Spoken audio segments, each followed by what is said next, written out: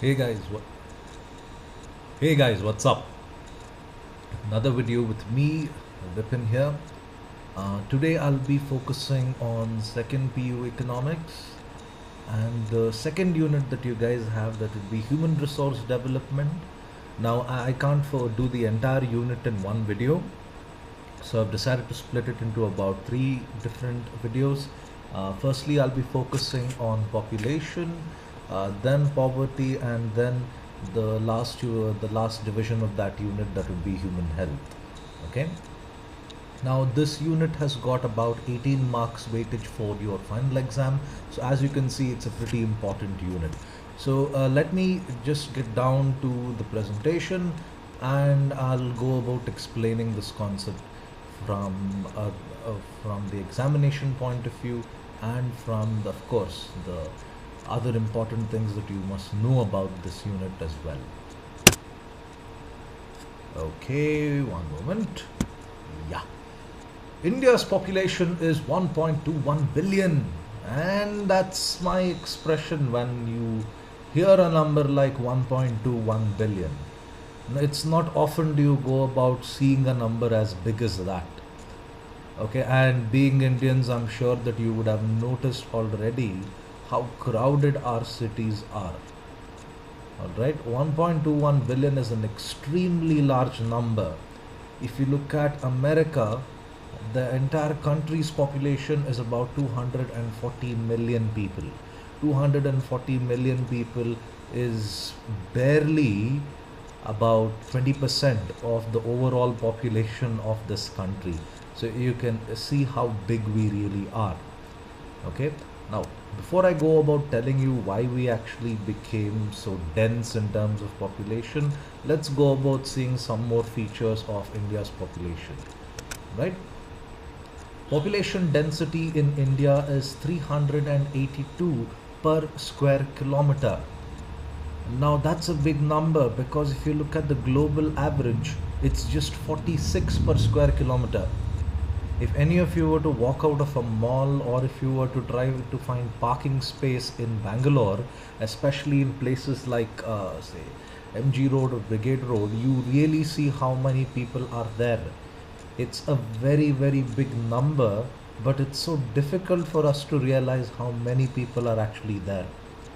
Just to tell you how many people are there in Bangalore alone, okay, Bangalore consists of 80 lakh people. Okay, 80 lakh people is the current population of Bangalore. Okay, if I were to consider the whole of Switzerland, okay, you know, the country that goes about making those really cool watches, Swarovski crystals and other stuff which I don't really need. That country's entire population is little over 3 million people, or little over 30 lakh people, you could say.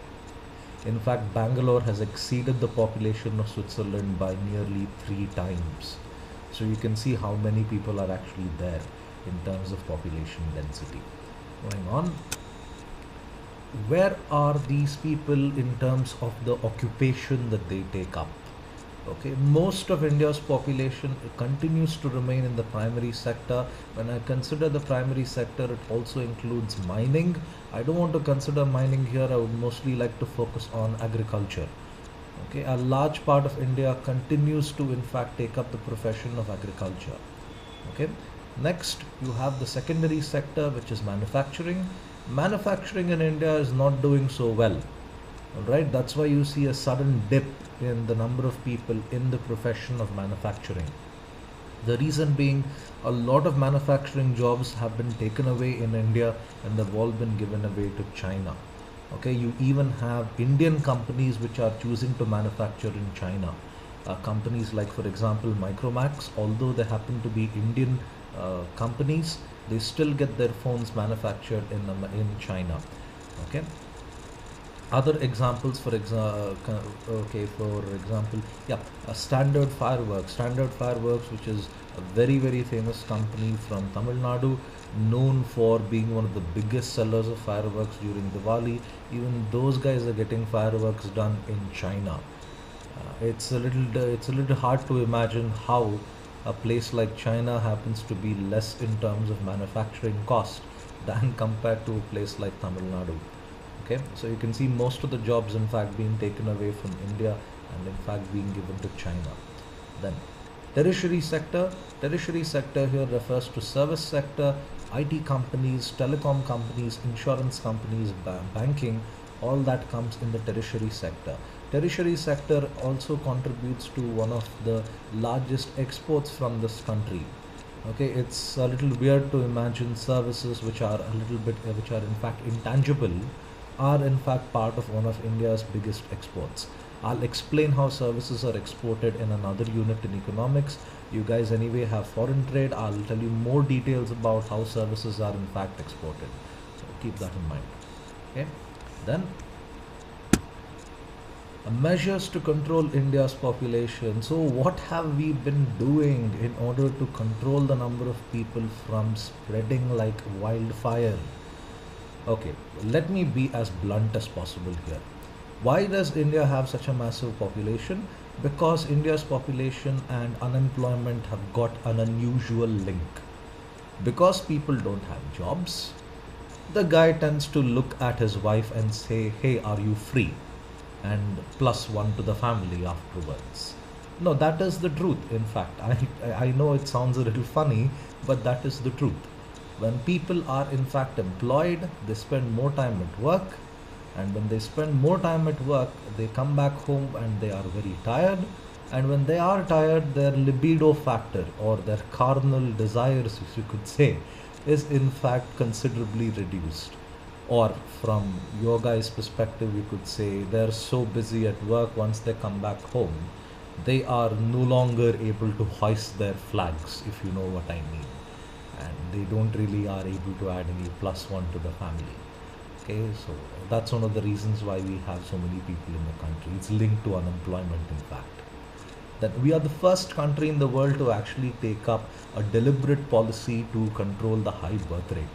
Okay, China did it later in the 1970s and 1979. I think China came out with the one-child policy. We in India started well before that. Okay.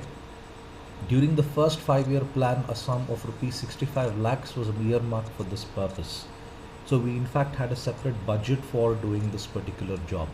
Then the third plan emphasis was given on mass propaganda and motivation program in order to make people more conscious about the adverse effects of population growth. Now, many people are under the impression that a large family is in fact a happier family. There are a lot of people who go about giving dumbass reasons saying, uh, my fourth child is in fact a gift of God. Now, that's complete bullshit. It's not like he went out to work and after he came back, there was a beam of light to his doorstep and there was a baby formed right there. No, it isn't that way.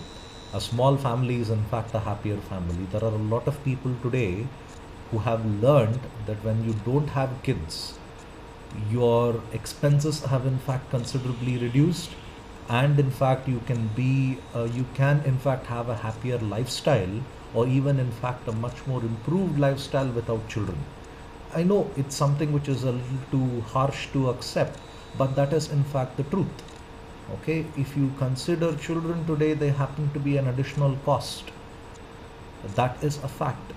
Because if you look at the current cost of education, if someone were to tell me that joining for LKG or UKG in a private school in Bangalore is going to cost me about a lakh or more, now if I were to hear a number like that, the first thing that would come to my head is I'd rather reconsider having children after hearing those costs. All right, there is in fact a big way to consider the concept of having more and more people in the family. If you're able to deliver the information right and tell people that, look, you need not have more than one or two kids. The reason is as follows: it becomes too expensive. You will find it too difficult to manage your costs. That's a good way to tell people about how they can control the size of their family. Okay. In 1972, the Parliament passed the Medical Termination of Pregnancy Act, legalizing abortion on demand. I am so happy that in India you have this rule. The reason being, abortion is a very sensitive matter from a religious perspective, and I don't want to consider the religious perspective here. If you have a lady who happened to become pregnant and doesn't want to look after the child for whatever reason it is, one reason could be that she's not ready for it, or another reason could be that it's a little too expensive to look after the kid. You can visit any hospital today in India and you can demand abortion and they will readily do it. You don't have people like what happened in Ireland, wherein this lady needed an abortion because if she hadn't given one, she would have happened to die, and that's unfortunately what happened. You don't have cases like that going on in India. At least I haven't come across a case where a doctor has denied abortion citing religious grounds. So that's a very good thing in the country. You have abortion on demand. Then, in 1976, Government of India announced the National Population Policy. The policy discouraged child marriages and increased the minimum age for girls to 18 and 21 to boys. Now, how does this actually help the country? If I were to come out with rules with particular age groups, all right, let's say for example, if I were to make a rule in Bangalore that says the minimum age for a person to take up drinking is 21, that reduces the number of customers for that particular bar or that particular pub. Now, the same way, if you were to go about making a rule wherein if you increase the minimum age from say 16 to 18 for girls, the number of people getting married and the number of child marriages happening is in fact reduced. And of course, the number of children that could be produced from those marriages is more or less delayed or in fact reduced right away there. And 18 for girls is the year wherein they actually become more mentally mature and they're able to understand things better. And sadly for guys, yes, we are immature until the age of 21. Okay, it's been scientifically proven. It's not my theory about that. Okay, science. Then eventually persuasion replaced compulsion when it comes to getting sterilized.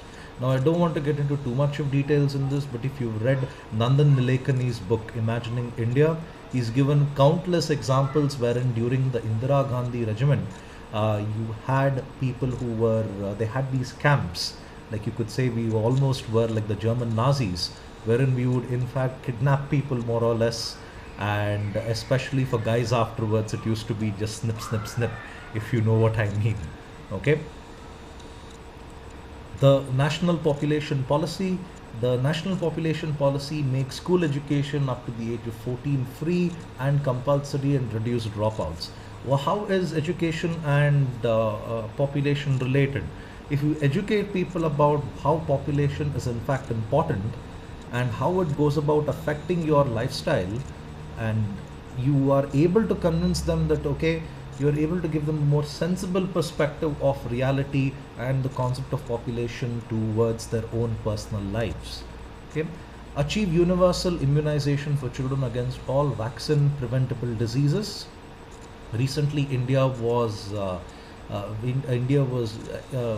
went through a case wherein the WHO published a report that said there's been no case of polio in India for the last 5 years. That's a really, really lovely report to hear. Okay, India has been striving a lot, in fact, to make this country rid of that dreaded disease, and so far so good. We have done an outstanding job in that perspective. Okay, then promote delayed marriage for girls, not earlier than 18 and preferably 20 years of age. Achieve universal access to information and services for fertility regulation with a wide basket of choices. Now, information related to fertility, prenatal care, postnatal care, that's something which is really, really important. You all heard about how women, especially after they have a child, they suddenly put on weight. Now, there is no, the reason why they actually go about doing that is not because after you have a child, you come across a sudden change in your hormones which compels you to become a pig and you start gobbling down food down your throat. One thing, if you notice in Indian customs, once the lady has in fact delivered a child, she's in fact isolated from the world. When I say isolated from the world, she's more or less kept in a dark room. There is complete lack of exercise. There is no control in her diet. All that is what actually leads to that sudden weight gain, and that in fact is not healthy.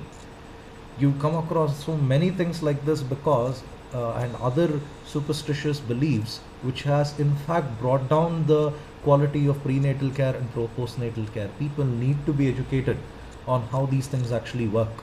In fact, if a mother has actually delivered a child, she need not be locked up in a room. Okay, it is in fact perfectly fine if she's able to go for a walk, or in fact able to get some physical exercise for herself. It's something which most people don't accept. Moving on. Achieve 100% registration for births and deaths, marriage and pregnancy. We have had a pretty good statistic when it comes to registering births and deaths, marriage and pregnancy as well. Marriage is up to an extent going on quite well in terms of registration.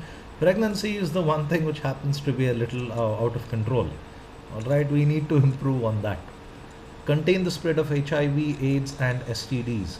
HIV, human immunovirus; AIDS, of course, acquired immunodeficiency syndrome; STDs, sexually transmitted diseases. Okay, you guys should really read a lot of articles which have been published in Open magazine that talk about how, in fact, the prostitution racket runs in the country. Many people don't really know the diseases, in fact, which can happen when you have unprotected sex. HIV is not really your biggest concern. There are diseases, according to me, which are far worse than that. Like if you have diseases like gonorrhea, you have diseases like syphilis, they are pretty scary in comparison to HIV. Although this syphilis and gonorrhea are not so fatal, they are pretty scary diseases according to me. Then prevent and control communicable diseases. Yes, cholera, typhoid, dysentery, these diseases, or even the common cold. Controlling them is also important for the sake of maintaining human health. Maintaining human health ensures that there is the quality of the population is in fact better. Then integrate Indian systems of medicine. Like you have, I'm not sure if you heard of this job which is quite common, medical transcription, wherein you have the data of patients which are recorded on one central server. That's something which needs to be implemented in India, because when that is put in place, you have a universal system which is able to tell you the quality of the healthcare and, of course, judge the quality of the population as well. I hope I've made some of the concepts in this clear. Okay, you could come across, in fact, 5-mark questions on the occupation and the distribution of the population in various occupations, 10-mark questions in the policies which I mentioned. Okay, in the next video I'll be talking about poverty. That's in fact important as well, because there are quite a few questions they're going to ask on that. Okay, if you guys have any queries, please leave a comment on the YouTube section. Also, do go about subscribing to my videos. Okay, thank you. Have a nice day.